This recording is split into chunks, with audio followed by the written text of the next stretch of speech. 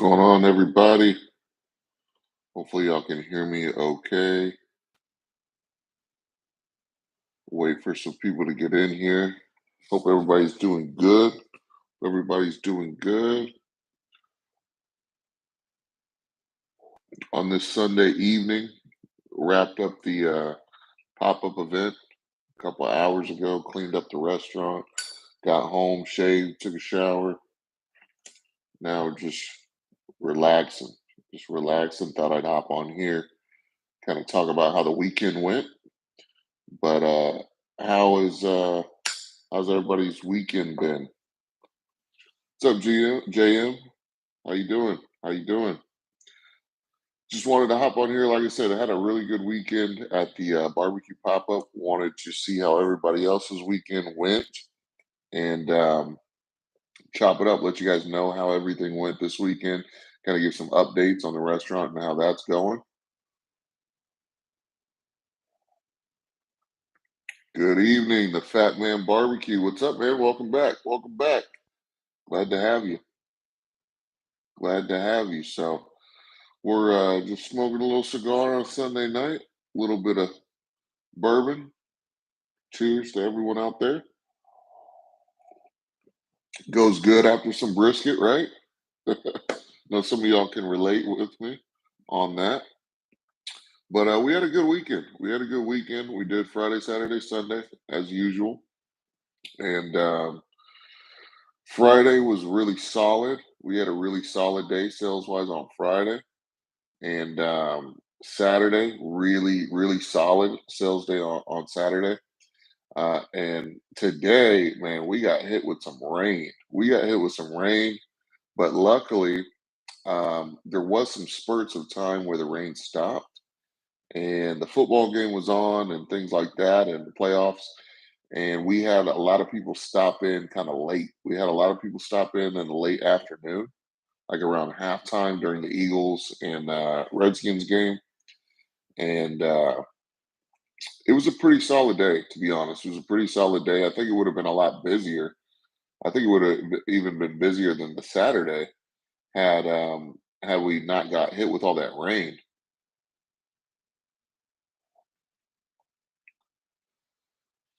Harris says, "Hope the business does great, bro." I appreciate that, man. I appreciate that. Thank you so much.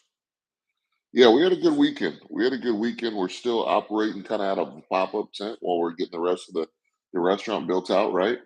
But we had a good weekend. Like I said, Friday was a good day, a really good day for a Friday. Saturday was really good, and then today started off extremely slow because it was raining. Luckily, I will tell you, luckily I was able to get all the meat off of the smoke or the ribs and the turkey before it started raining real hard. So that was nice to not have to be walking back and forth in the rain. I was able to get all the sausages, the turkey, the ribs off the smoker before it started raining. Got it into the warmer, and so I was able to kind of just chill on the patio of the restaurant and under the tent that we had, little pop up tent we had, and didn't get rained on. And we had a few cars drive up, kind of like a drive through type deal, where they pulled up and walked right under the tent and ordered, and then we had some spurts where the rain stopped and we got a little busy, which was awesome. So overall, today was pretty good. If I'm talking a little, out of it, it's because man, it was a good weekend. I'm tired. Been cooking all weekend, but yeah, we had a good weekend. We had a good weekend. Tailgate 360 LLC says, "How's it going from Waco, Texas? I'm definitely following. Open and a food truck also. Awesome, man. Congratulations. That is a big, big deal. I wish you the best of luck. Waco, I think it's going to be a good place for you. You're not too far from, barbecue capital, right, in Austin, but you're far enough to where you don't really have to compete with the big guys there in Austin. You can kind of make your own lane. I think there is some barbecue places in Waco. I'm sure there is. It's a big enough place where you probably have a couple barbecue places, but it's definitely. I don't think that market. You could tell me I might be wrong, but I don't think that market is as tapped as it could be. I think you can make some good money in Waco.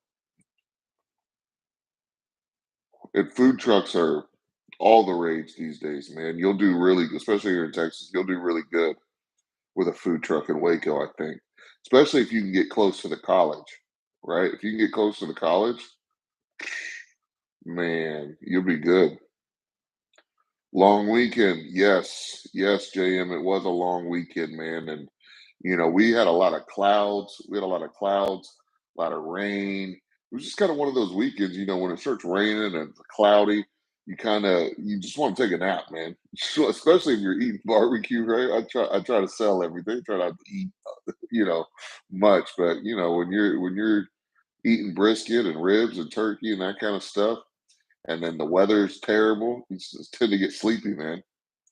Food coma, exactly, exactly, a food coma. But we're moving along. Like I said, we had a good weekend. We sold, and this humble beginnings, guys. I'll always tell you guys the truth. I'm not going to over exaggerate things. I'm not going to tell you things that aren't true just to look cool or anything like that, man. I'll tell you exactly what we sold over the weekend. Okay, so um, we sold 5 briskets over 3 days. We sold 6 slabs of ribs over the 3-day weekend. We sold probably two and a half turkey breasts, and we sold maybe, I don't know, 25 sausage links. And then we did mac and cheese. We did sweet potato mash. And we sold a lot. We sold more sweet potato mash than we did mac and cheese, which is great because the sweet potato mash is better. Still working on my mac and cheese recipe, but sweet potato mash is off the charts. It's great. So we sold some of that. And a lot of people are coming back for the brisket. What I noticed was, at the beginning when we were doing pop-ups, a lot of people were just buying brisket sandwiches with chips and drink. We're selling for $15. They can come spend $15, get a little meal, and they don't have to make a big, big commitment financially, especially when they don't really know how the brisket is going to taste, because some people's brisket just ain't good, right? And to drop $30 a pound on brisket and it not be good, people don't always want to do that. So at the beginning, like first couple pop-up events, a lot of people were buying just chopped brisket sandwiches, which is cool, right? But now the word's kind of getting out a little bit, and people are buying pounds of brisket. Like we had several people today come up and say, "Hey, let me just get a pound of brisket," which is awesome when you can just, get it. When people are buying by the pound, it's always good because we're paying for it by the pound, right? And so we're paying for it by the pound, and we get to sell it. And they just come up to the window, "Hey, let me get a pound of brisket. We get a pound of ribs." That's how you want to do it. That's where the money's at. So it was really good this weekend that people were coming back. They liked what they tried with the sandwiches, and they said, "You know what? I want to get some sliced. I want to get me a whole pound of brisket," and it's just a good feeling, man. It's a good feeling. And I know that because for me myself, before I even got into the barbecue game, right? I was like, man, I'm gonna pay 30, 32, 30, $34 a pound for brisket. I hope this is good. That's what people are thinking. It's like if I'm gonna part ways with $30 for a pound of meat, it better be good. And we got a lot of orders on that. So that was awesome.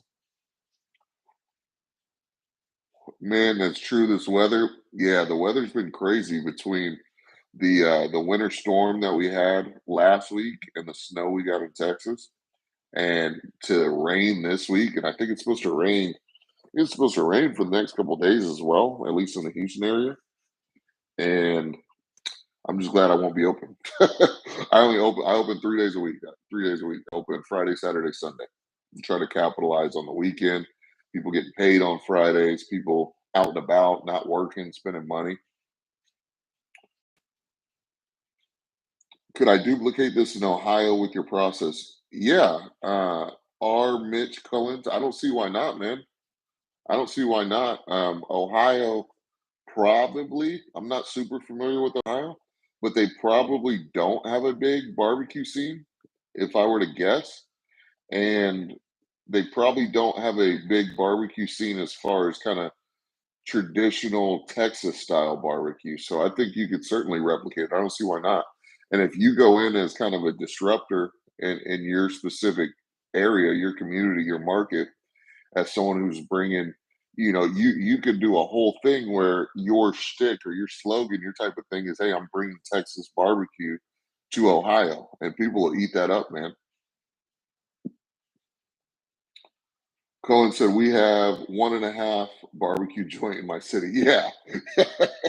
Yeah, if you only got 1 barbecue joint in your city, you need to figure out, okay, is is there only 1 barbecue joint in my city because that's all the city can support?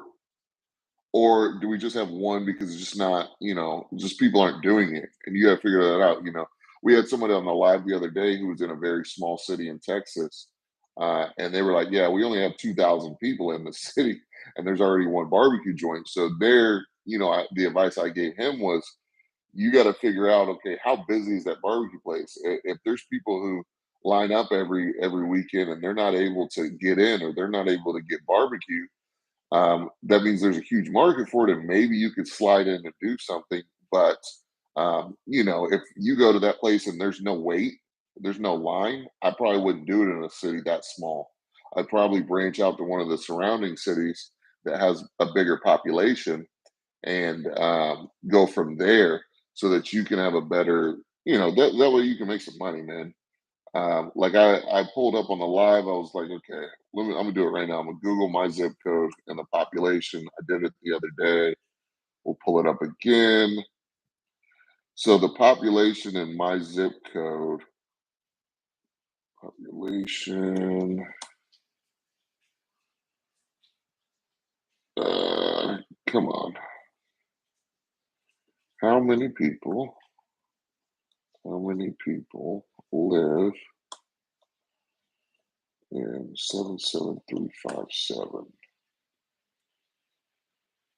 So my restaurant is in 77357. There's about 30,000 people just in my zip code, and we're about 45 minutes outside of Houston. So in Houston and the surrounding areas, there's about, I think, 7 million people, and we drive. It's not unusual for us in the Houston area to drive 30 to 45 minutes just to get somewhere. So being about 45 minutes outside of downtown Houston, I've essentially got a potential for 7 million customers, right? So you want to make sure your market is big enough. But like the gentleman earlier said, could I bring this to Ohio? Yeah, I don't see why not, man. I don't see why not, right? We're getting rain all this week. Yeah, yeah, 360. Rain all this week. Hopefully the rain stops by next weekend and we'll be good to go in business. Victor Alvarado was thinking into doing pop-ups at a local brewery in Houston area. Have to come up with a branding logo. Did you make your own? I did not make my own logo. I mentioned this on the live, and I actually did a whole video. You should. I'll give you the answer now, but definitely check out the video. I made a whole video on branding your barbecue pop-up or barbecue restaurant. It was maybe I made the video last week, so you'll be able to find it. It's a couple videos ago. Go check it out. But I made my logo on Fiverr. What I did was I hired a professional on Fiverr. So Fiverr's got two categories. They've got the regular Fiverr where you can go in and there's people from all around the world, Indonesia, Germany, all over, and you can get a logo for pretty inexpensive. Obviously, you get what you pay for, and you want to look at the designer's portfolio and what they've done.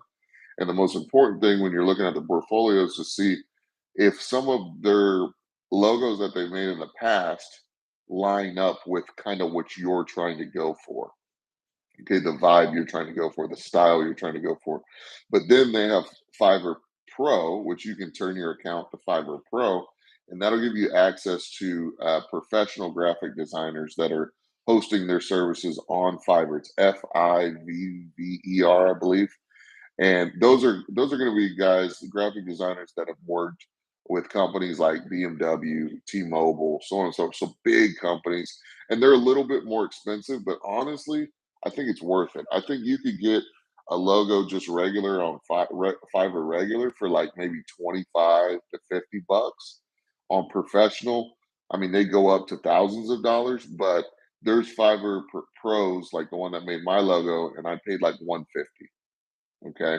So you can get it between 100 and 200 bucks, just depending on what you want to spend and how, look at the guy's portfolio, see what you like and go from there. But yeah, I'd get a professional to do it. You can make your own um, without any graphic design experience on Canva. I use Canva a lot for different things. However, in my opinion, if you're going to be serious about it, you should have someone make it because they're going to be able to give you all the source files. They're going to help you make all the social media covers and pictures and all that stuff. And they're going to make sure everything's done right. And that's what I would do. I would get someone on Fiverr to make it. That way you have all that stuff. And as far as the breweries, that's a great strategy that I haven't actually done yet, is doing a pop-up at a brewery. And you just have to you gotta build a good relationship with whatever brewery you're wanting to do it with, and make sure you go talk to them. Don't launch the business thinking, "Oh yeah, I'm just going to be able to slide into whatever brewery I want," because a lot of them already have food vendors, and they may be already booked. So what I mean by that is they might have a food vendor that comes once a week, and they may have four vendors already, so they're already booked for every Saturday of the month. And you know so you got to make sure. And then like the brewery that's closest to me, I was going to go talk to the guy to do a pop-up months ago, but then I saw he already had a barbecue food truck that went there once a month. So I know that if they're already doing barbecue once a month, he's got a relationship with the guy. They keep coming back. Most likely he's not going to want to bring another barbecue vendor in there. It's probably not going to happen, but it's a great idea. There's enough breweries in Houston to be able to go pick one and get it done, though. So definitely, that's a good idea. Tailgate 360 says we just got Terry Blacks, but everyone talks about the price being high and the amount of food they get for the price. I'm about 20 to 30 miles away, and we don't have any barbecue out this way. Okay, okay. I would try it, man. I haven't been to Black's yet, but I've heard really, really good things about Terry Black's. And one thing I'll say is I don't mind the price of good barbecue at all. I went to Franklin. Me and my wife went to Franklin in August. At the end of August, we went to the UT season opener against Colorado State. And before we went to the game, we went to Franklin, and we had a great, great experience. We did have to wait in line for a couple hours, but the food was phenomenal. I think we ended up spending 75 bucks on the food for both of us, and then I bought his book, which was like 30 bucks, and then we left a tip. So I think we got out of there at like, I don't know, $130 or something. But like I said, the book was 30 bucks of that, and then we tipped a little bit. So I think if you just went in and just bought the food, nothing else. Oh, and I had beer, man, and I bought beer and stuff. So but for two people, man, I don't mind spending 75 bucks on a Saturday afternoon for good barbecue if it's good stuff. And we were full. It's not like we were hungry after. Mullins, can you speak about the first pop-up? Yeah, I'll definitely speak about it. And I'm going to refer you back to my very first video as well. Um, my very first video on the channel, I think it's got like 4,000 views or something. My very first video on the channel is about preparing for my first barbecue pop-up. So the first one was a little intimidating because you're trying to figure out, okay, how much food do I make? I want to make sure that I have enough food to where I can make some money, but I also don't want to make too much to where, if it's not busy, if people don't actually stop by, uh, I don't want to be throwing away a bunch of food and losing a bunch of money. So honestly, man, for your first pop up, I would do one brisket. I would do one brisket. And if you really wanted to add some other stuff, ribs, turkey, stuff like that, man, you could, some sides. But honestly, if I was going to do it over and do my first pop up, what I would do is I would do one brisket. I would get not I would get good quality buns. Okay. I always use brioche buns. I don't use the Wonder Bread buns. I don't use the regular white buns from the store or something. I use nice brioche buns. They're soft, they're fluffy, it's a good bun. and I would buy buns, I would buy Lay's potato chips, and I would buy Coca-Cola, okay? And I would get 1 brisket, and I would chop up that entire brisket, and I would sell brisket sandwiches, chips, and drink for 15 bucks. And that's what I would do. Keep it very simple for your first pop-up, sell that 1 meal, and when people ask, "Hey, do you have sliced? Hey, do you have this? Hey, do you have that?" Nope, this is actually our first time out here. We're just doing brisket sandwiches, chips, and drink, 15 bucks. We want to know what you think about the brisket. And you know, the next couple times we come out, we're going to start expanding our menu. But that's what I would do for the first one. And then also, you know, start watching some of my videos on the first pop-up. Watch the video I did on how to actually set up a barbecue pop-up, because you're going to want to make sure that it's set up correctly so the health department doesn't come through and shut you down. You're going to want to make sure you get the proper permit, and I talk about all that stuff pretty frequently, and I talk about that in the first pop-up video, and I talk about that in my how to set up a barbecue pop-up tent, so check that out. That's about right. Good price. Yeah, I think you'll pay tailgate. I think you'll pay about the same at Terry Black's. You know, you're at these top barbecue places, you're gonna pay between 30 and 36 is the highest I've seen. 30 and $36 a pound for brisket. And you'll pay about $4 a side. So what I do is I go in and I figure out, okay, for me, I like to try everything so that can get a little pricey. It just really depends on what you want to get. But you know, I would start out, hey, I'm gonna get a pound of bread. If it's you, I don't know if you're going by yourself or you're going with you and your wife or whatever the case may be. But I go in, I say, I'm gonna get a pound of brisket. I always like to try the ribs, and I make a damn good smoked turkey, the best in the state of Texas, bar none. I make some really damn good brisket. Okay, I will say I'm getting close to Franklin's level, but certainly not there, guys. Certainly not there. But on the turkey, oh, I got Franklin's turkey beat. I got everybody's turkey beat. I can guarantee you that. But I like to try everyone's stuff because I like to analyze it, figure out what they're doing, and see and compare my own barbecue to theirs. And the good thing about it is you find out, okay, how does my turkey or how does my ribs or how does my sausage or how does my brisket stack up to um, the best of the best, right? You're going to Terry Black's, it's a big, well-known name, very popular, highly rated. So you go in there and you try a little bit of everything and you figure out, okay, um, their brisket was way better. You know, you could go in and say, wow, their brisket was way better than mine. I need to step my game up. And then you can figure out little tweaks and things to do to get your briskets to the next level. That's what I did when I went to Franklin. After I went to Franklin Barbecue, my brisket game was elevated like crazy because I saw the big discrepancy between his and mine. I said, damn, if I'm going to start selling this for real, and open a restaurant, I need to up my game. And I have, right? But then on the other side, when I tried their turkey, I was like, my turkey's better. Okay. So you just go in and try a little bit of everything, man. Collins, I appreciate your videos and information. Yeah, absolutely. That's I created the channel for two reasons. The first one was obviously to market and brand my barbecue business and my concept and everything.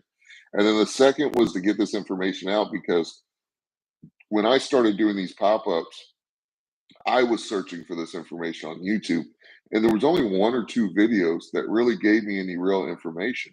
And they were from years and years and years ago. There was not really a lot of people who were talking about this.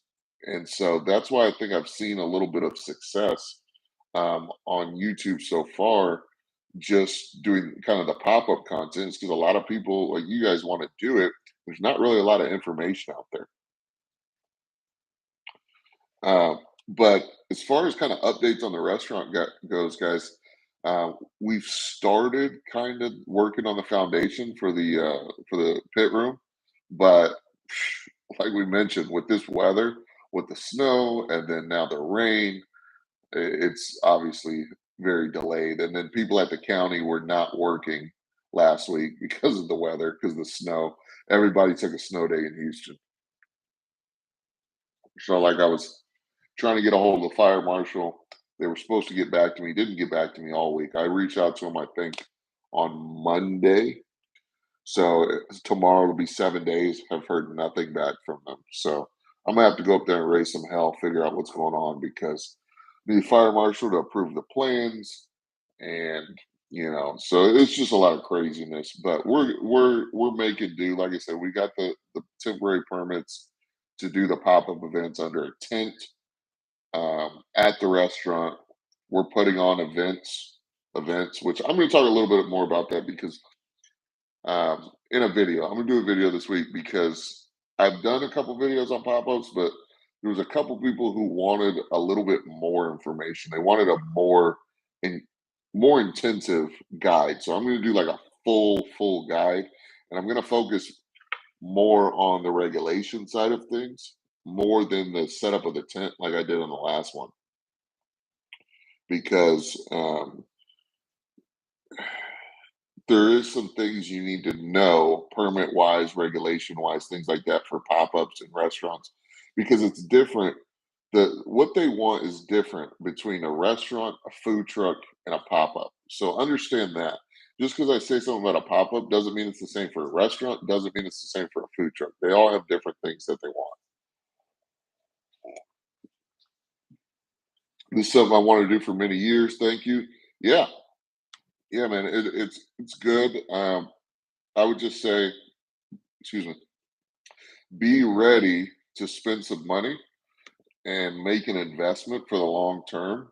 Don't go broke trying to do this, but you're not going to be super profitable at the beginning. This isn't a get rich quick type of thing.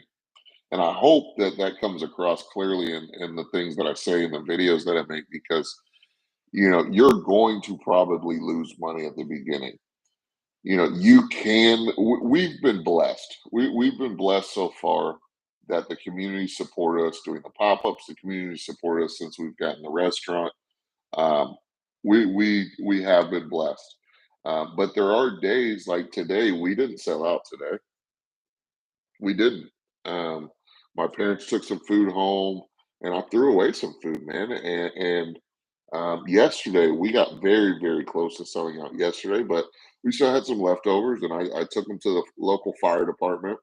Those guys were working late. Took it to the fire department, just kind of donated it to them. So you're not always going to sell out. You really want to watch how much food you're making, and you're not going to be profitable day one. That's not going to happen. There's a learning curve, especially if you're new to this or you haven't ran restaurants before.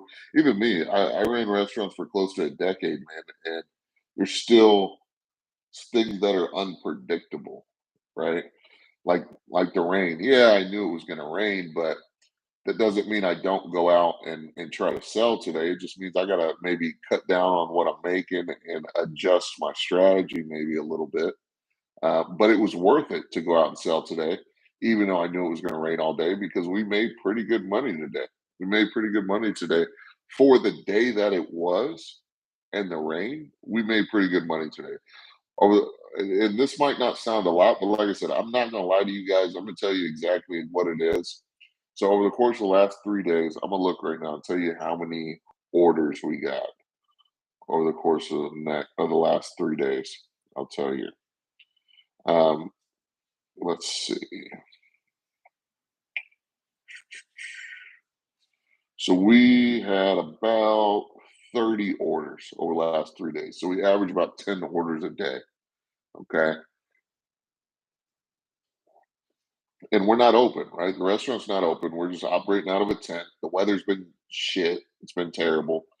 And so it's not too bad. Um, not too bad, especially when people are paying $30 a pound for brisket and $28 a pound for ribs and stuff like that. So we still made some money. But what I was speaking about yesterday was that it's going to take a couple things. It's going to take to grow that, right? Um, because if you can do 30 orders in a weekend, you can do 100 orders in a weekend, and then things start to change, right? And then you can do even more than that. But it's going to take a couple things. It's going to take good marketing, and this goes not just for me. This goes for you. If you're doing a food truck, a pop up, you're opening a restaurant. It's going to be slow at the beginning. People have to realize that you're there, and people have to. They're called touch points in marketing. They're called touch points. They say that the average person sees an ad for something 8 times. I believe it's 8 times, 7 or 8 times before they actually pull the trigger and buy it and spend the money on it. So we have a lot of traffic in our location.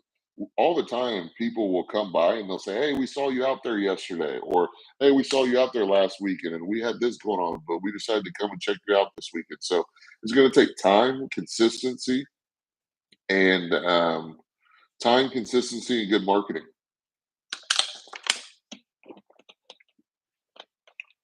Appreciate your honesty. Is a food truck or pop up a better start? A pop up, 100% a better start because you don't have to put up as much capital. Food trucks are thousands of dollars to purchase. They're much more regulated than a just a pop up tent. You can go to your sporting goods store and buy a pop up tent that they would use at that people would put up at a soccer game for $100, a 10 by 10 tent. You buy it for $100. Okay, I'm assuming you already have a smoker. So you got your smoker, you got your tent for $100, and then you're going to need a couple tables. You're going to need some other stuff, which I'll talk about in the pop up setup. But you can start your pop up business without the food, excluding the food, probably $500 in equipment, the tent, the table, stuff like that. Um, and then however much you're going to spend on food. Whereas a food truck, you're going to spend $1,000 on a food truck.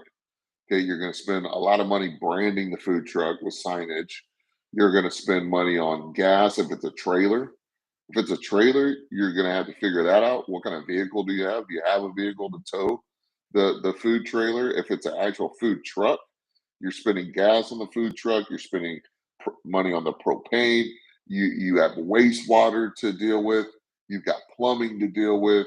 You've got inspection of the food truck to deal with. You have to dock that food truck um, I think it's 48 hours at a commissary kitchen to restock and clean it. There's a lot of stuff that goes into owning a food truck that people on YouTube don't tell you. You guys only see you guys only see the glamorous stuff about food trucks on YouTube and on the news and all these articles and stuff. You guys only see the glamorous stuff about opening a food truck, but it's a lot of red tape. To be honest with you, I think opening a restaurant is less red tape than a food truck. Just less hassle because I don't have to go dock my food truck. I don't have to go dock my restaurant at a commissary kitchen every 48 hours for cleaning and all that BS because the restaurant is a commissary kitchen. And in some counties, they put trackers on your food truck to make sure that you're actually going and stopping at a commissary kitchen to do that cleaning and restocking. So, yeah, no, for sure, 100% you want to do a pop up to start. I'm not saying a food truck's never a good idea. I'm not saying you can't grow into that. There's lots of successful food trucks, but if you're just starting out, pop up 100%. Yeah, exactly. Tables, coolers. You're going to have to buy some bus tubs to use as a 3 compartment sink, right? Because they want to make sure that you have your wash, rinse, sanitize, your 3 compartment sink set up. They want to make sure you have a hand washing station. So like I said, I talk about that a lot in the pop up, how to set up a pop up tent video. Go check that out. Um, and you'll be able to see all the equipment that I use for pop ups. How many smokers are you working with for your business? Currently, I'm using two. I've got a old country Payco smoker. It's like a $600 smoker from Academy. It's a pretty good smoker for a backyard smoker. To start out with, man, it's a pretty good smoker. Um, and then I have a vertical smoker, same brand, Old Country. Um, and it is a vertical smoker. So I use the offset smoker for my briskets, and I use the vertical smoker for my ribs, turkey, and sausage. I'm working on currently, probably in the next 30 to 60 days, getting a bigger smoker. something a little more professional grade. But yeah, that's what I'm working with currently. And the better the smoker, the better product you're going to get out of it. But you got to start somewhere, and you got to stay in your price range. And you can definitely master making a good brisket. Certainly the other meats. I think you can cook ribs and turkey. I think you can cook a good set of ribs, turkey, and sausage pretty much on anything. A brisket is a little more tricky because it's a very long cook, but I've pretty much mastered using that smoker. Excuse me, I pretty much mastered using that Old Country Pecos smoker from Academy.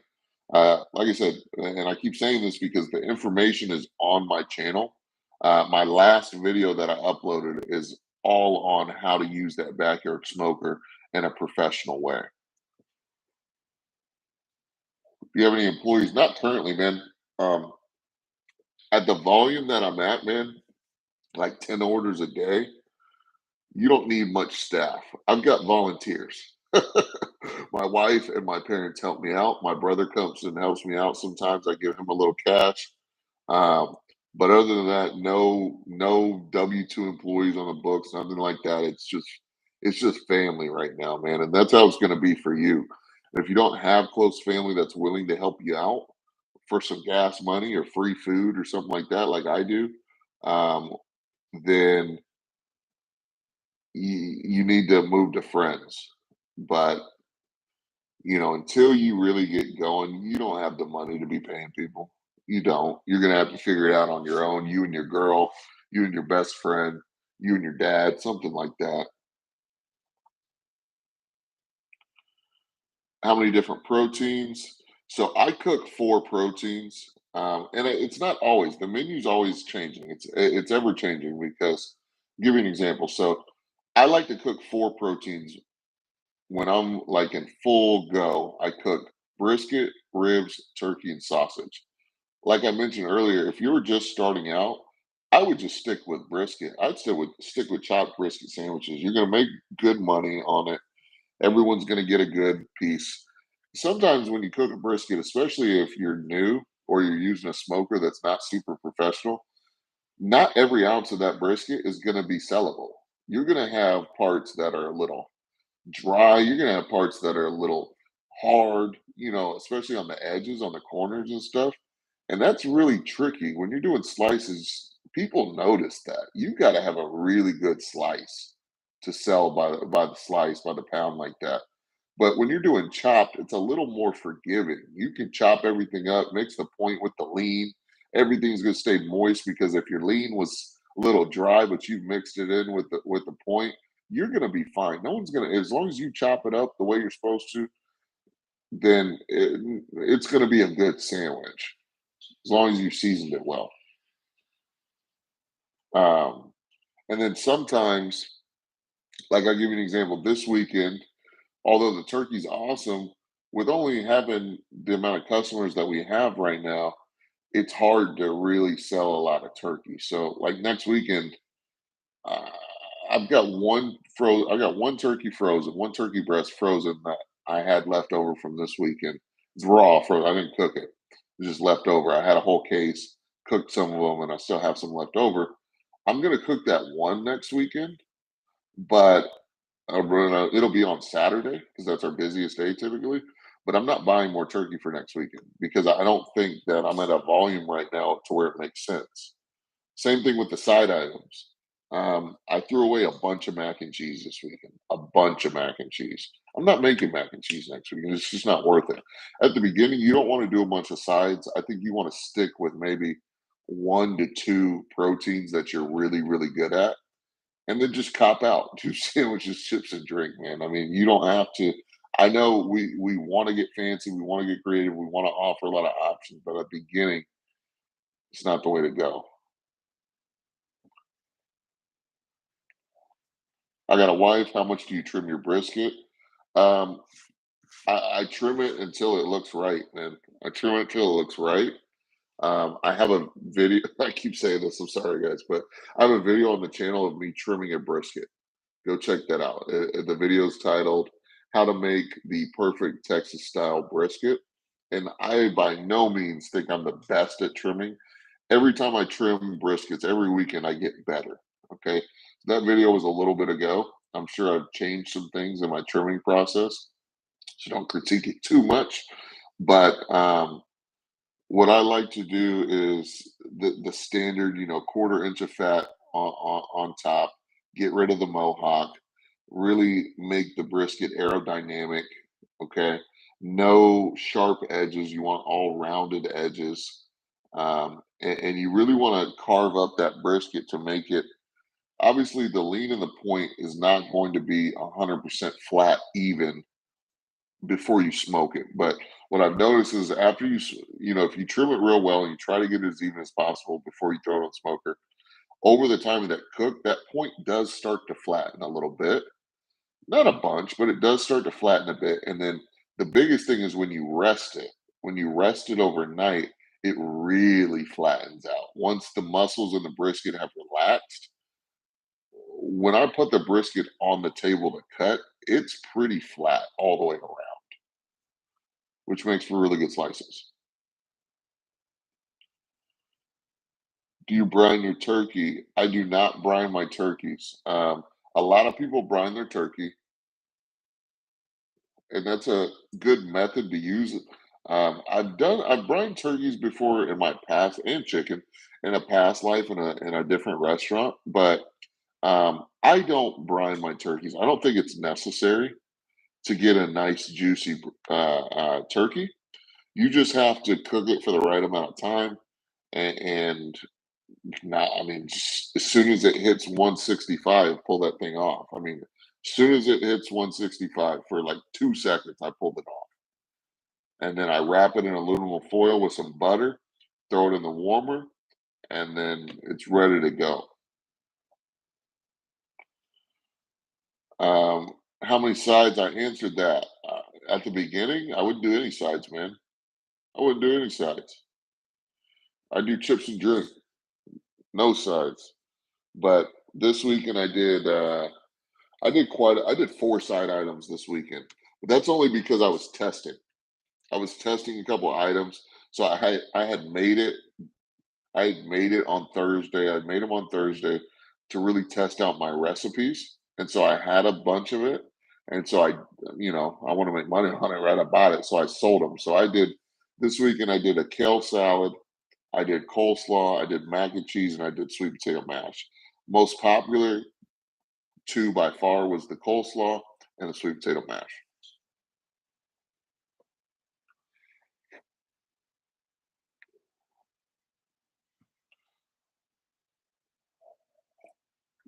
What else you guys got? Let's chop it up. What other questions you got? When this cigar is done, I'm done. I'm hopping off. It's been a long weekend, but I can answer any other questions you guys have on here. I will be uploading some videos this week. It's going to be a very busy week for me, so bear with me. But I do plan on uploading a couple videos this week. Personal question: can you name the restaurant you worked? I understand if you cannot. Um, I'd rather not, but I will tell you it was a more of an upscale gourmet burger restaurant. We made everything from scratch.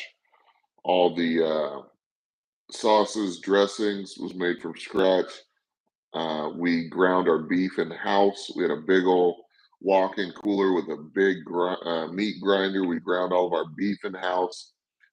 We made our buns from scratch, so it wasn't a McDonald's or a Burger King. We were doing everything from scratch. We had an executive chef who curated our menu and did everything. We were constantly testing new items. We did chicken, turkey, tuna, burgers. What else? Salmon. We did uh, shrimp. We did a lot of stuff. We did a lot of stuff. So I learned a lot of culinary stuff working in a restaurant. That's what I advise a lot of people to do is, I'm not saying this is the path you have to take by no means. There's a lot of people who just started doing barbecue and figured it out. But my restaurant experience has helped greatly in doing this now. greatly. Yeah, yeah. So I'll kind of give you a little backstory, right? So my first restaurant job was working at a pizza place. I was managing a pizza place, and we did everything from scratch. Once again, the dough was made in house, all that good stuff. Shredded the cheese, all the vegetables, all that good stuff, right? And then when I left the pizza place, I went and started working for the upscale gourmet burger restaurant, and that's where I spent the majority of my restaurant experience at. I've done a little breakfast type stuff at one point for a little bit, but yeah, I would say from 2014 till about now is where my restaurant experience is. But prior to that, my grandpa, whose name is Kirby, my grandfather's name was Kirby. He's passed away now, but he's the one who kind of taught me a lot about barbecue initially growing up, and that's who I named the business after. You are my new favorite YouTube. Oh, I appreciate that, man. I appreciate that. Yeah, I try to do what I can, man. Try to do what I can. Not a lot of people, especially in the barbecue community, who are posting the kind of stuff that I'm posting. Did you ever think of a potential pizza concept? How did you arrive at barbecue? I didn't. I never thought of doing a pizza concept for myself. It was fun doing it in the capacity I was doing managing.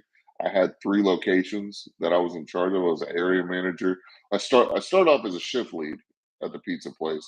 Then I became a store manager. Okay, and then I started running three locations. So I was an area manager, and it was fun. I loved doing pizza, guys. I did, but it wasn't something that I would have branched out and done my own thing with. Barbecue came because it was a passion of my grandfather's. I really enjoyed doing barbecue with him, and then I bought a smoker and really started experimenting. Really, really enjoyed it. Started going to these different barbecue places. Felt like I could compete, and started getting really passionate about it. Watched a lot of YouTube videos, like I'm sure you guys do. I know I'm not the only barbecue YouTuber you guys probably watch. You know, you got Mad Sciences Barbecue. You got all kinds of guys on here that do barbecue, and really just started getting passionate about it.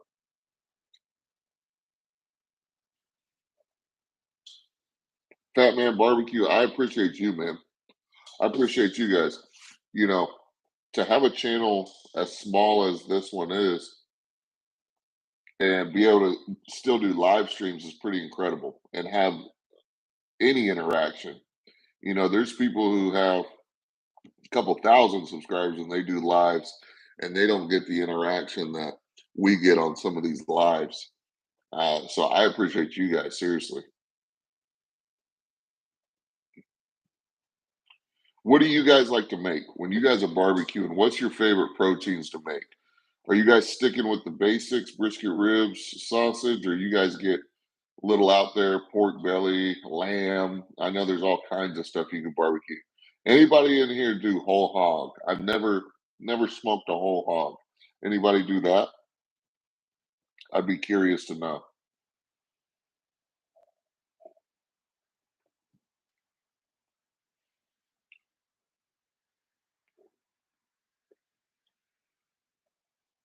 But pop-ups are fun, guys.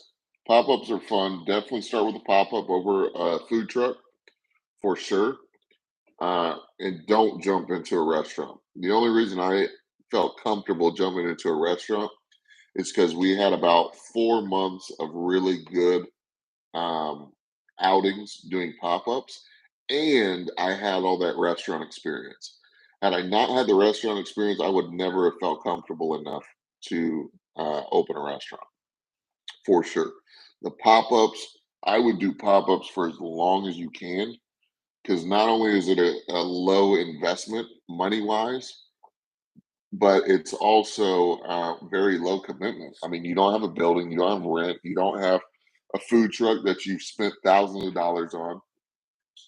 And I would do pop ups for as long as you possibly can until you're actually ready to graduate to a food truck or a restaurant.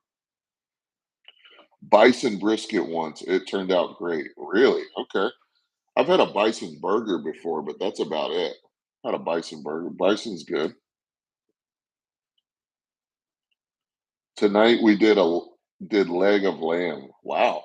How was that? I'm not really a lamb fan. I know a lot of people are getting into lamb lately. For me, it's I don't know. Maybe it's a bad batch I got, but it's a little gamey for me.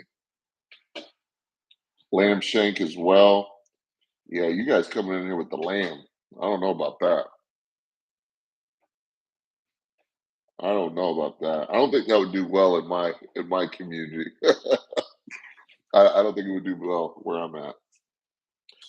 People want brisket around here, man. They come up to the tent and they're like, "Let me get a pound of brisket. You got some onions, jalapenos." They keep it pretty simple around here.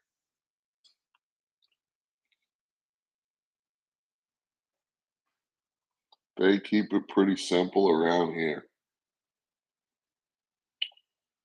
I would say once you get going and you're pretty confident in what you're producing, even if it's just your brisket you're doing, when you're doing your pop-ups, definitely engage in Facebook groups, local Facebook groups.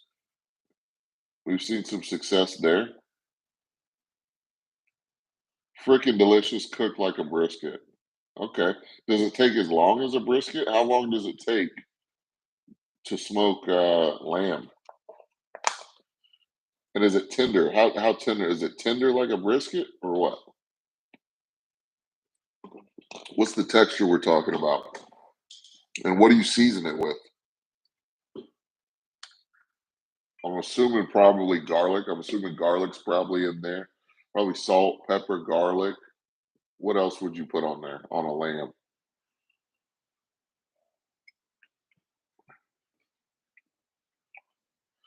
One of the things that's making a comeback right now, especially at the traditional places, is pork steaks. Which I don't know. Me personally, I'm not really. Don't think I'd be a huge. I'd try it. A pork steak would probably be good, but I don't know. Me in the area in Houston, in the area that I'm at, and kind of how I grew up. And don't get me wrong, I love me some pork ribs, but pork was kind of like the cheaper meat. It was kind of like pork was kind of like the cheaper option, the cheaper meat. Whereas obviously beef, anything beef, beef ribs, brisket, that was kind of like the money right there. And so I don't know. We're in Texas. Beef is king in Texas. 8 hours for lamb, tender as a brisket, salt, pepper, garlic, rosemary, and thyme. Okay, some herbs in there. Pork steaks. I grew up in St. Louis. That's all we eat down in there. Okay, yeah. See, and that's something we talked about on the other live was different places in the country like different things for barbecue. Like if you go to the Carolinas, East Coast, they're all about pork. They do whole hog. Like barbecue for them is a whole hog. It's pulled pork. It's not brisket. If you go over there, yeah, they might serve brisket, but I know for a fact they're selling a lot of whole hog compared to brisket. Brisket's not really, brisket wasn't even really that popular of a cut. Um, Traditionally, like you're talking, I don't know, 50, 100 years ago, brisket was actually like a bad cut of meat because it takes so long to cook it. Somebody figured out, hey, if I smoke this low and slow for a long enough period of time, it'll become tender. But you got to think back to the first brisket you ever cooked. And chances are, I know mine, chances are you pulled it off way too early and it was not as soft and tender as you would have liked it. And so brisket was really not a desired cut of meat until pitmasters started really figuring out how to cook it. Back in the day, they didn't even trim their briskets. They threw the whole thing on whole. In some parts of the country, they still do that.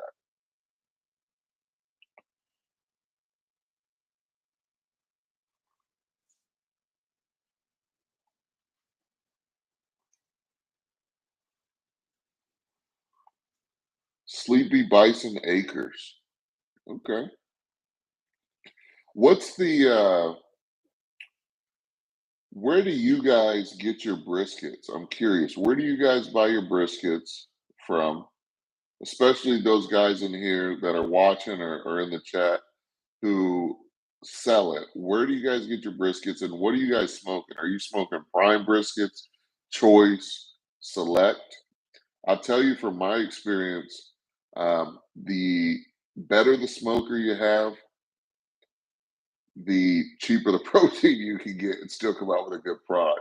With a backyard smoker, in my opinion, you want to get a prime brisket until you really nail your process down. I was doing prime briskets for all my pop-ups and everything because I want to start out with the best product possible because I knew I was going to screw it up somehow. But start with a prime. It's going to obviously it's going to come out pretty good as long as you have a general idea of what you're doing. I mean, it's going to taste good. But I actually this weekend I actually moved to an Angus choice brisket. It's an Angus Wagyu choice brisket, slightly cheaper than the prime, but that's not actually the reason why I tested out this weekend. I tested out this weekend because the prime brisket from the distributor that I use, the prime briskets I were getting, I was getting, they were getting delivered to me at like 17 pounds, 18 pounds. They were big. And I've got a small smoker. And so an 18-pound brisket, you can hardly fit, one and a half, two briskets on that thing max. It was tough to fit two briskets on there. And then you've got one of the briskets super close to the firebox, and now you got to rotate the briskets and all kinds of craziness. And they were just too damn big. And so I moved to the Wagyu choice brisket as a test because they were averaging like 11 to 14 pounds. And so once I trimmed it down, it's like a 10, 11-pound brisket. I was able to fit two of them on my smoker very comfortably without any issues. And so that's why I moved to them this weekend to test them out. I wanted to see, hey, what is the difference taste wise, quality wise, but also the size difference. The size difference was amazing because when you got a piece of meat that's 17 pounds, you trim it down to, I don't know, 15, 15, 14 pounds, something like that. And it's hard for that whole thing to cook super evenly and I was wasting too much product on the cutting board. It wasn't enough space on the smoker, and so I moved to these, and honestly, guys, I got an amazing product out of these Wagyu Choice briskets. If you put that brisket next to the prime, it would be pretty damn hard to tell. Just because I've got the cooking process and the seasoning process down so well. But that's what I've been doing. The experiment turned out very well this weekend. I think I'm going to continue going with the choice wagyu briskets because, once again, they were cheaper, they were smaller, they were more manageable in the smoker, they were easier to trim. It was a better experience all the way around. Costco and Restaurant Depot, okay. Sam's Club.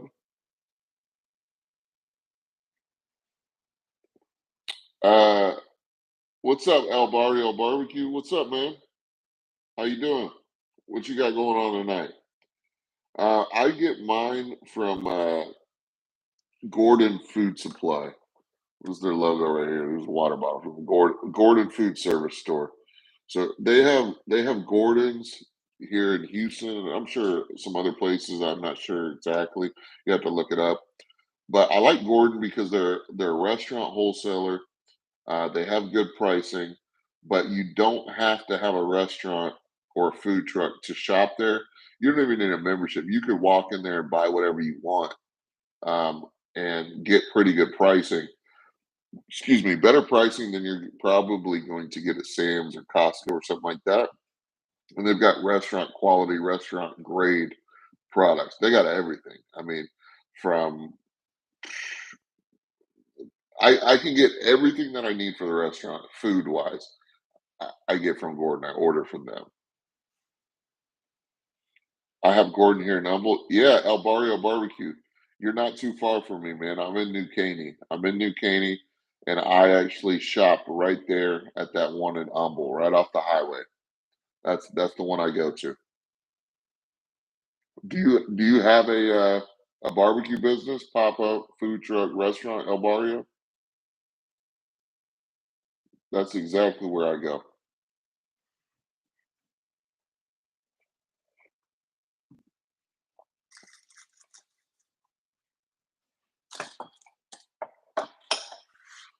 I like Gordon. I think their customer service, the associates they have in the store could be a little bit better. I have had great experience with the management, but they have all the product that I need, and it's been good so far. In my previous life, in my restaurant life, prior, we used Cisco out of Houston, um, and they were always great. But you got to be big business to get an account with Cisco. Got to be big business.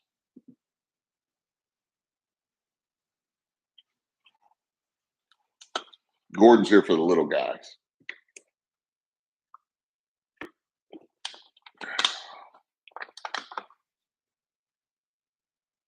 Yep.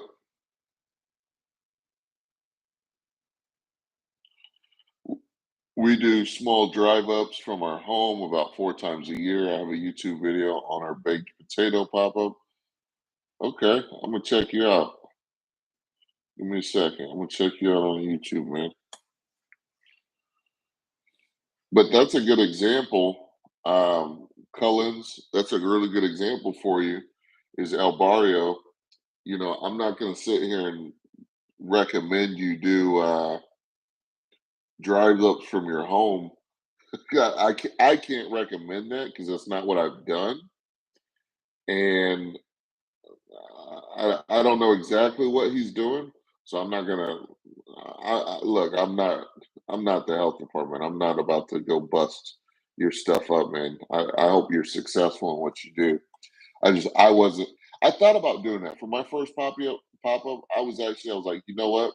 I'm gonna do basically a drive up at the house too, but there was just too many things that I saw could go wrong, so I didn't end up doing it. But if you can get away with it, yeah, I mean, that's going to be a good option. Like I said, you want to start where you can start, and the worst that can happen is somebody health department comes by and shuts you down and say, hey, you can't do this, slap you on the wrist.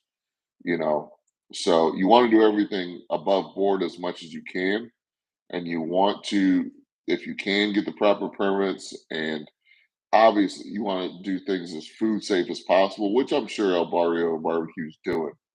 I'm sure he's doing that.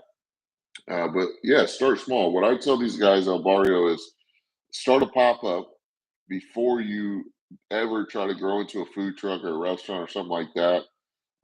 And you know, do the competitions like I see on your page, first place chicken at non-sanctioned barbecue competition. That's amazing, man. That's awesome. That's awesome. Competitions are a good way for you to get your food out there, to test yourself against the local competition, to experiment with different recipes, and things like that. Oh, Barrio, are you selling your smoker, man? I'm looking at this smoker on your page. I swear I've seen it on Facebook Marketplace, man. Are you selling this smoker, the silver one on a trailer? I swear I've seen your smoker on Marketplace, man.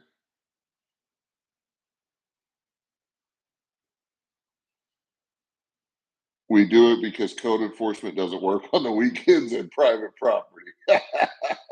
See, I told you. I told you. Yep. A lot of people will do their events on the weekends and at night. And I think certainly at night they're not out and about for sure. I've never seen them out and about at night. But also that's going to limit your traffic because there's not as many people going out like that. But um, I will tell you, El Barrio, they do come out on the weekends if called. If somebody snitches, they will come out on the weekends. I know that for a fact because one of our very early pop-ups. Actually, I think it was our first pop-up. We were doing a Friday, Saturday, Sunday, and I'll tell you the story. Friday, smooth. Saturday, smooth. Sunday, we had a guy come up and he was looking at our menu, asking us all kinds of questions, being real kind of like sketch, like, all right, but I thought he was just curious. But then he didn't order anything. He asked all these questions, was there for like 5, 10 minutes, and then he just said, okay, thanks, and drove off. I think he worked at another barbecue place down the road, and he called the health department. And I say this because about 25, 30 minutes later, within the hour for sure, a health inspector pulled up real quick. She knew exactly where she was going. It's not like she was just driving by. No, no, she knew exactly where she was going. She pulled up quick, hopped out the car, said, hey, I have some bad news. I said, oh, yeah, what's going on? And she said, you can't just be out here selling food. You need a permit. And I said, really?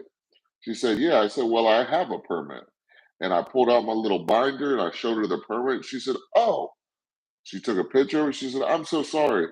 uh, and she drove off.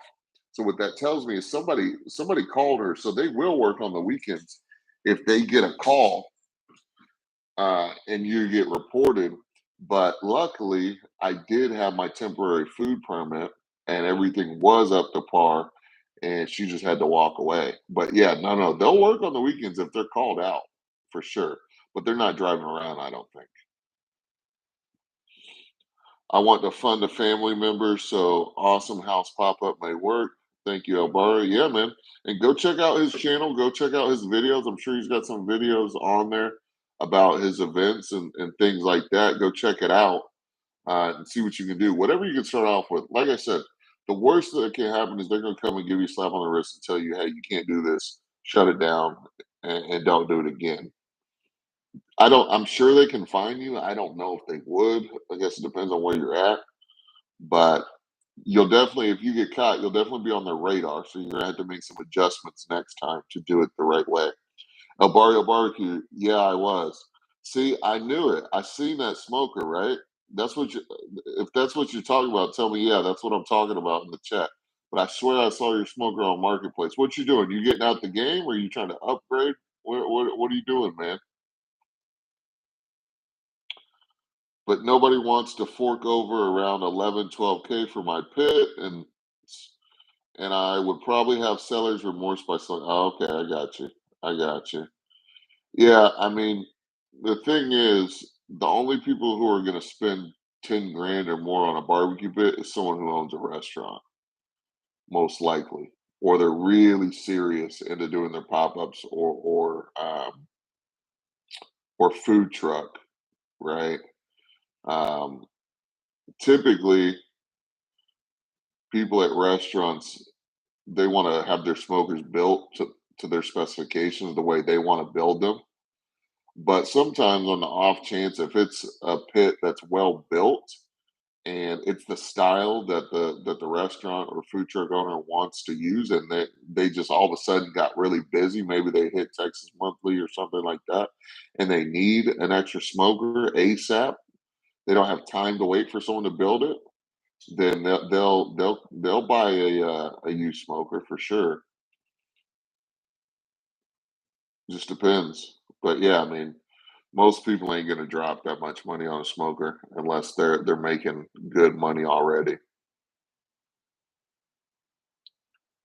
R. Garcia, it's always competition. People should learn to help each other and stop fighting with each other, help each other out. Yeah, I agree. But you know how people are, man. When when you're taking money out their pocket, because I think because what happened was probably 2 or 3 blocks away, there was a sign that said barbecue here, and there was an arrow pointing. So I think they were selling barbecue at like a pop up or a food truck or something like that, um, literally a couple blocks away. And I think they were losing business. People were stopping and seeing mine before they saw his, and I think they weren't very happy about that. Let me know if you guys can still hear me. I think I felt one of my earpods maybe died or something. Let me know y'all can still hear me. But yeah, people get real territorial for sure. Like where I opened my restaurant, there's only one barbecue restaurant that's super close, and it's literally like 3 minutes away. But they sell, I don't know how much they're making, so I don't want to give him like a bunch of credit, but whatever. He's been there for like 10 years, so he's well established.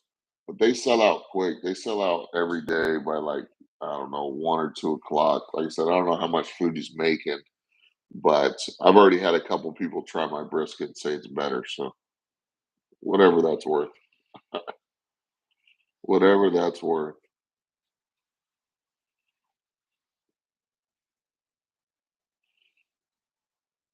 And I see on El Barrio Barbecue, your last video was 3 months ago, man. You gotta make some more videos. You gotta make some more videos. Come on, man. But it looks like you made a video on what happens when you don't trim a brisket. See, this is what I was talking about earlier in the stream. Was it's only been I don't know, I don't want to give you a wrong number, but maybe 25 years that people started trimming briskets. They used to not trim them at all. They used to season them up, throw them right on the pit, and then they would trim what they didn't want to sell right there on the cutting board. Now we've moved to a model which I think is better, to where you're trying to get 100% of what you smoke to be sellable. So you trim off what you don't need or what you can't sell before you ever smoke it. But there was a time when people would just throw the whole damn brisket on, throw the whole damn brisket on there.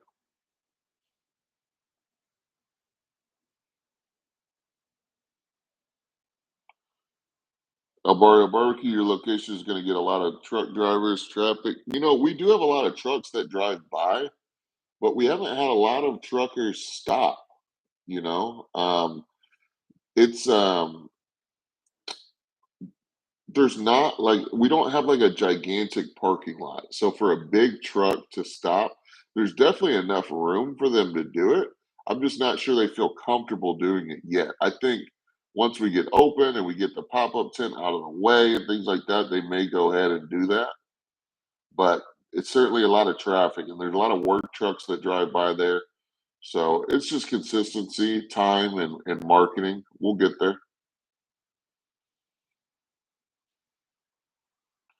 That was a last minute video. I work about 65, 75 hours a week, very little time to cook. Hey man, I understand. I get it. I get it. I'm just giving you a little motivation, give you a little hard time, man. Give you a little hard time. Why are you trying to sell the smoker though? I'm curious. You trying to get out the game, just get in some extra cash, upgrade smokers? Why are you selling it? Maybe someone here in the chat is looking for a smoker like that. Looks sleek, looks nice.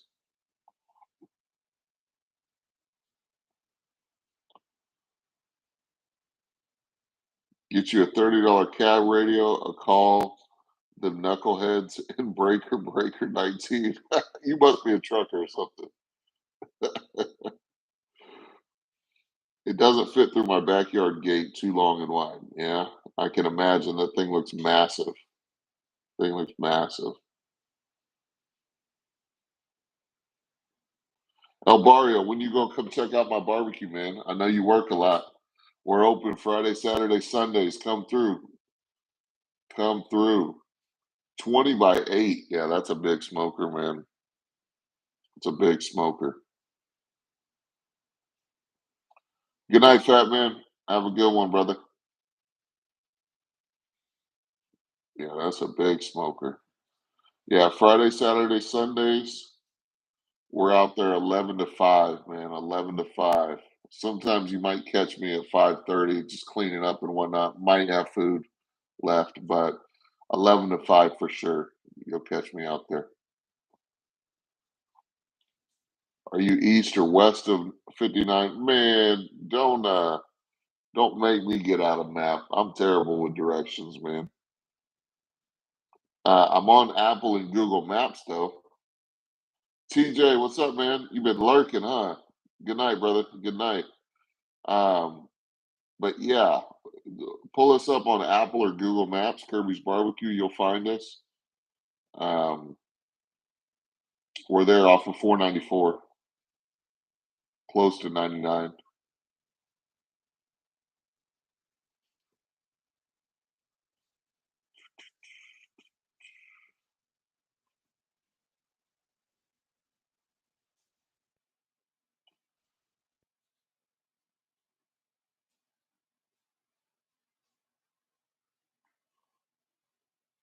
TJ said, yes, I was activated for the snowstorm in New Orleans. Wow.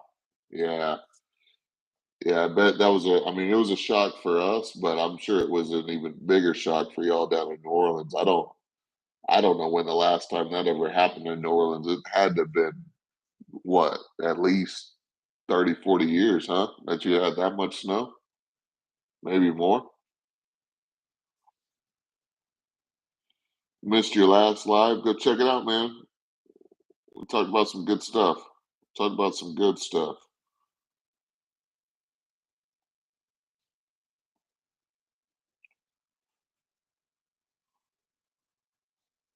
Last time was in the late 1800s. Wow. So you're talking, shoot, 700 years? I think Florida got some snow too, which I know was had to be a shock for them. Yeah, that's wild to get that much snow. I mean, we had I think 3 inches in some places in the Houston area. It was pretty good, and it stuck. Usually, if we get a little bit of snow, usually it's not that much. It's not 2, 3 inches, and usually it doesn't stick. Usually it melts just as fast as it falls, but it stuck for a good day, good 24 hours, and it was nice. Got to play out in the snow. I posted a picture of me and my dog Ollie on the community part of the channel about 5 days ago, playing with the snow. He loved it. He's half golden. I'm sorry, half German Shepherd, half Husky. So that husky part of him loved the snow. He was wanting to be out there all day long. It's too damn cold for me. They shut down the city for 3 days. Wow. Yeah, we pretty much shut down. I mean, people pretty much took the week off, if I'm being honest. They pretty much took the week off because it happened on a Tuesday for us. And so Monday, people were just getting prepared. People weren't thinking about work, nothing like that. People were just getting prepared for it on Monday. Then it happened Tuesday, so we had snow all of Tuesday and Wednesday morning. And then snow started melting midday Wednesday, but people were in holiday mode because of the snow. They were in snow day mode all week long. Nothing got done. Nothing got done. But all right, guys, I just want to hop on here, give a quick recap of the weekend, kind of give you some updates on what's going on, chop it up with some of you guys. But I'm gonna go ahead and get off of here. I appreciate everybody for hopping on, and I will catch you guys this week. You'll see some videos, um, and we'll go from there. Love to have. I know a lot of you guys are local, man. Love to have you guys pop out and introduce yourselves next weekend, Friday, Saturday, Sunday. If you can, that'd be great. Love to meet some of you guys. Enjoy some barbecue with you. That'd be great. El Barrio Barbecue. I can barely walk and chew gum at the same time, so my video editing skills are minimal. I'm working on a smoke prime rib video soon. Okay. You know what, man? For this kind of content, you don't have to do a lot of editing. I don't do any editing. I might cut out the first part where I'm setting up the camera and the last part, after my outro. But I do that on iMovie. It's free on my iPhone. I don't do any fancy editing. The new iPhones, they shoot in 4K. You get a good lapel mic, and you're good. You don't have to really have a fancy setup for something like this. What's up, Ronald? You've been lurking, man. Been lurking. R. Garcia, is that going to be your regular hours? You're 10 to 15 minutes away. We'll definitely try you sometime. Yeah, that's going to be my regular hours for now, is 11 to 5, Friday, Saturday, Sunday. we've been going pretty consistently with that for the last month or so. I did miss one weekend because I had to have my appendix removed. It was emergency surgery, so I did miss one weekend to recover. But other than that weekend, we've been pretty consistent. 11 to 5, Friday, Saturday, Sunday. All right, y'all. I will see you later. Peace.